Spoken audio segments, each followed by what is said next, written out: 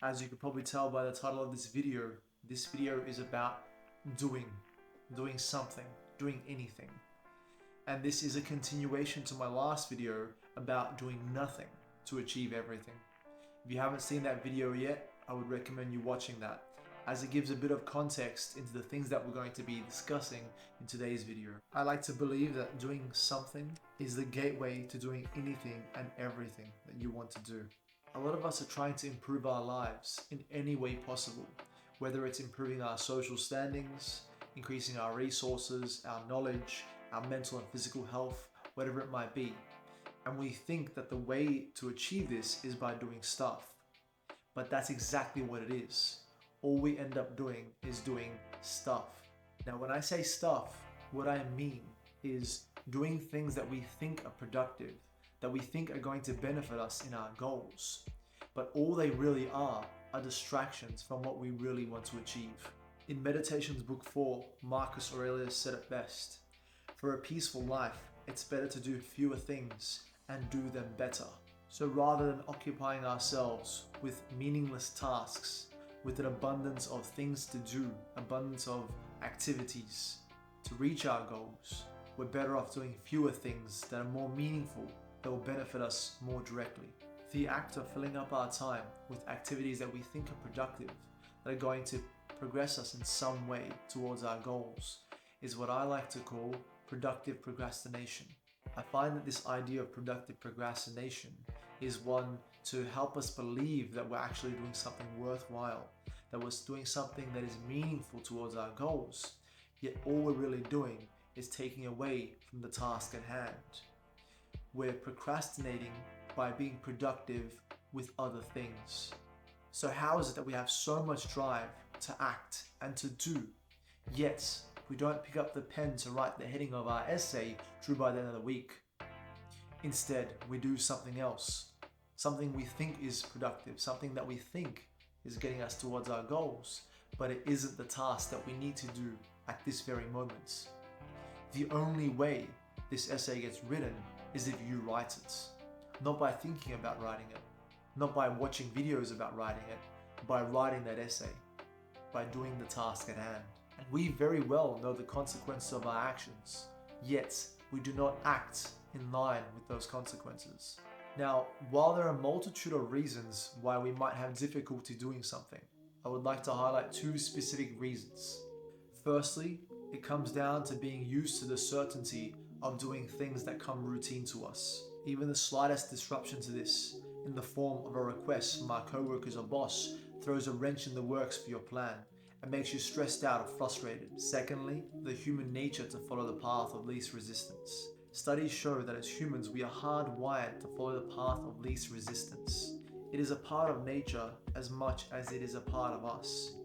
Just like a river that flows around the large rocks that are dispersed within it, we too do the same thing when faced with many difficult obstacles and challenges to achieve our goals, to achieve our destinations. We go around a hard task, we find alternatives, and we overcome. After all, why do something that is seemingly hard, despite there being other options and alternatives, easier alternatives, to achieving your goal and reaching your destination? The world is nothing but change. Our life is only perception. Being able to adapt our routines around the hard tasks that are asked of us can be perceived in many ways. Some of these are negative strings of thoughts and others are positive. Negatively, we might think, why should I do this? It doesn't feel good. It's uncomfortable. And it also goes against my nature. So why should I do it? Yet, we don't even think about the positives that come with this. The positives of overcoming a difficult or challenging task and the benefits this provides us with in the long term. Take chopping down a tree as an example. You're given the option to chop it down with a chainsaw or an axe. Most of us would naturally go for the chainsaw as it is more efficient from both a time and an energy perspective. We only ever see the immediate negatives involved with doing this, such as sore hands, tired body, diminished energy. This, however, is your perception at play. You can perceive those things as they are, something negative, unwanted consequences. But at the same time, these can be viewed as positives. Positives in that they will make you stronger, they will make you more endurant, and they will make you more resilient for future tasks and future challenges to come. You would even learn essential survival skills that you would need in order to survive were you stranded or lost somewhere, almost certainly without a chainsaw. In this example, you were given the choice of doing it the easy way or the hard way. However, what if you didn't have the choice? What if you were told that you had to do it using the axe and someone else would get the opportunity to use the chainsaw? Would you do it begrudgingly, thinking of the misfortune that has fallen upon you, thinking about the negatives and the consequences that come along with using an axe to chop down a tree in comparison to using a chainsaw? Or would you count your blessings and consider yourself fortunate because now not only are you still achieving your goal of cutting down the tree or chopping the wood, you're also progressing yourself for the future. You're also learning how to chop down a tree using your hands. You're getting stronger, more resilient, more endurant, learning how to survive with the minimal tools required. At the end of the day, it's all about your perception. Whether you like it or not, the task has to be completed. The goal has to be achieved. And the means of achieving that goal sometimes may not be up to you. But what is up to you is how you think about that task and how you choose to perceive it.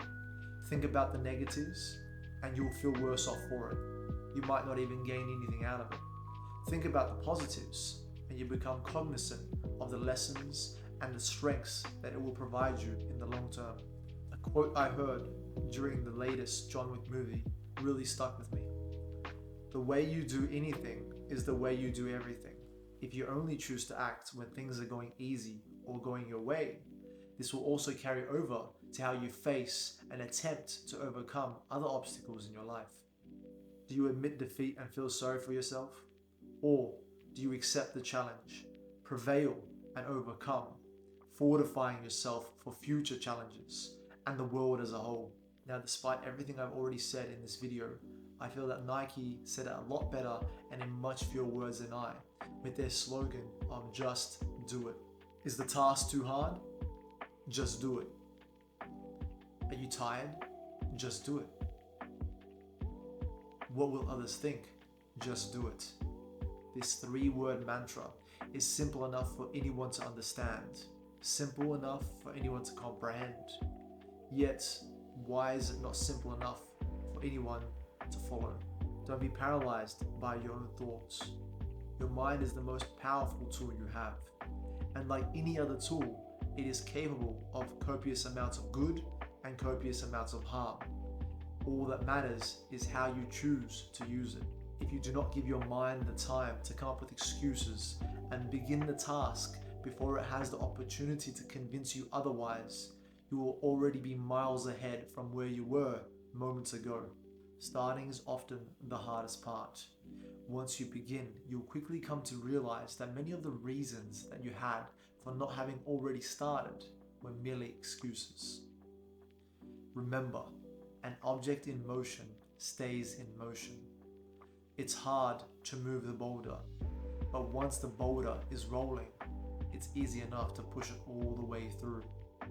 Thanks for watching. I hope this helps.